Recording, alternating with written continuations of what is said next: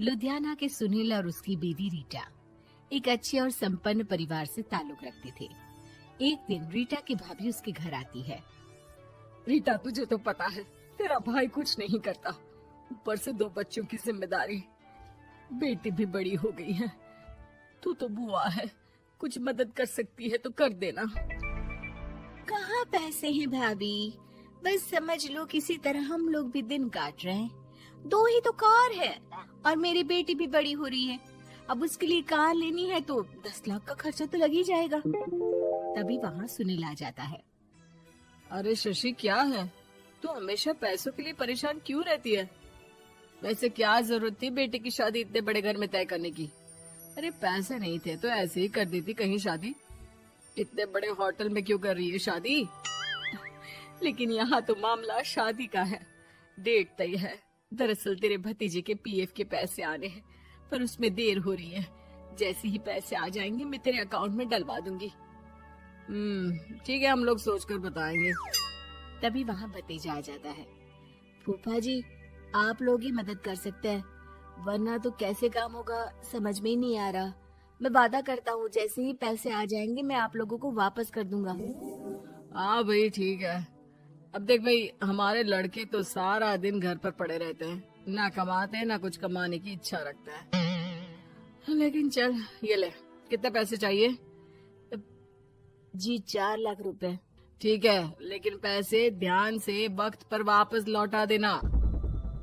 सुनील मुसीबत के वक्त बीवी के भतीजे की मदद तो कर देता है, लेकिन उन लोगों के जाने के बाद देख ले रीटा, तेरे मायके वालों ने मांगा तो दे दिया, वरना इन लोगों का मुझे कोई भरोसा नहीं है।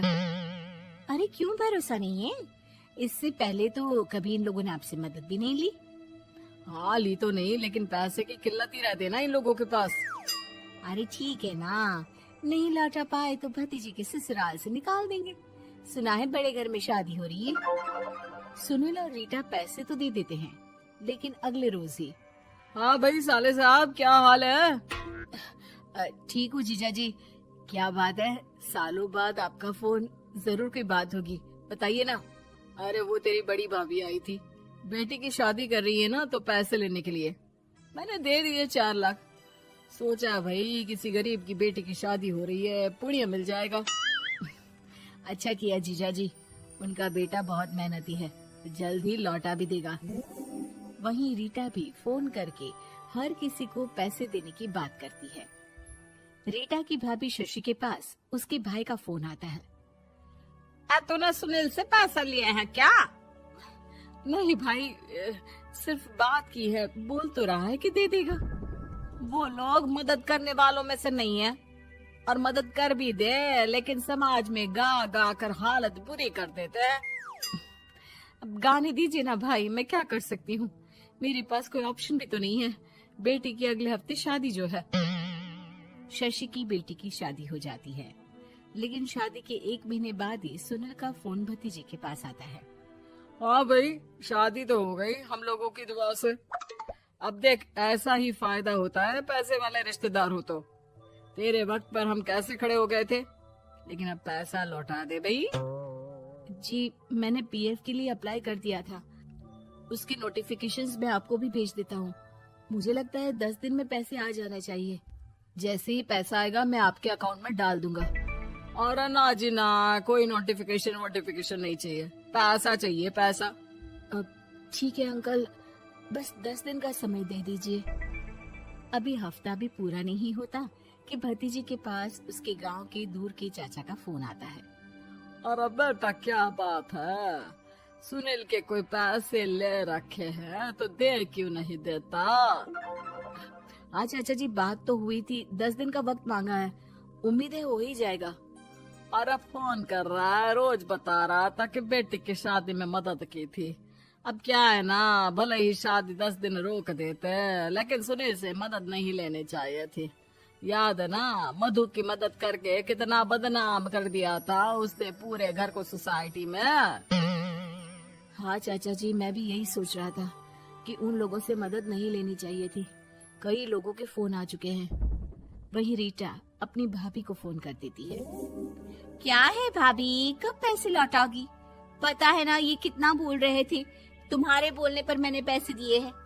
भाभी अब तो आपके बेटे की कार बेच दो और हम लोगों के पैसे दे दो।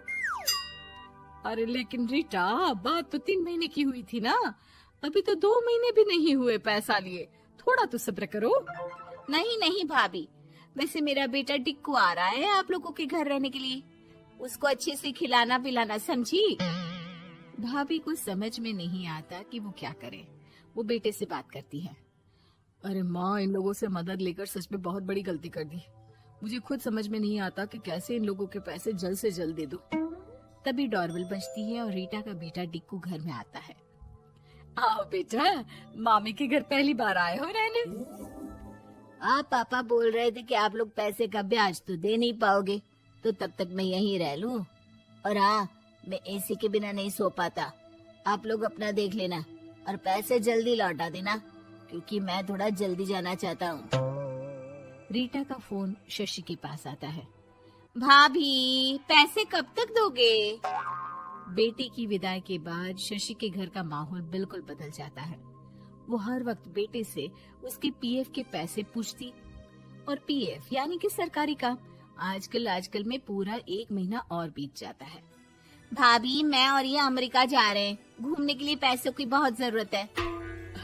रीटा, मैं पूरी कोशिश कर रही हूँ कि जल्द से जल्द पैसे का इंतजाम कर दूं, लेकिन पक्का नहीं बोल सकती।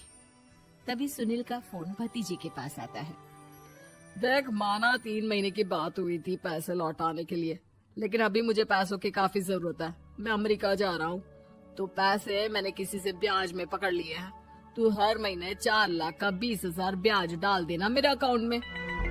सुनील फोन रख देता है, लेकिन भतीजा काफी परेशान हो जाता है। वो ऑफिस से शाम को घर आता है कि माँ पूछती है, क्या हुआ बेटा? बेटा माँ को सारी बात बता देता है। माँ भगवान के सामने हाथ जोड़कर खड़ी हो जाती है और रोने लगती है कि तभी बेटे का मोबाइल पर मैसेज बजता है। माँ, पीएफ के पैसे आ गए। और वो ऑनलाइन ही सुनील के पैसे वापस कर देता है। भला हो भगवान का।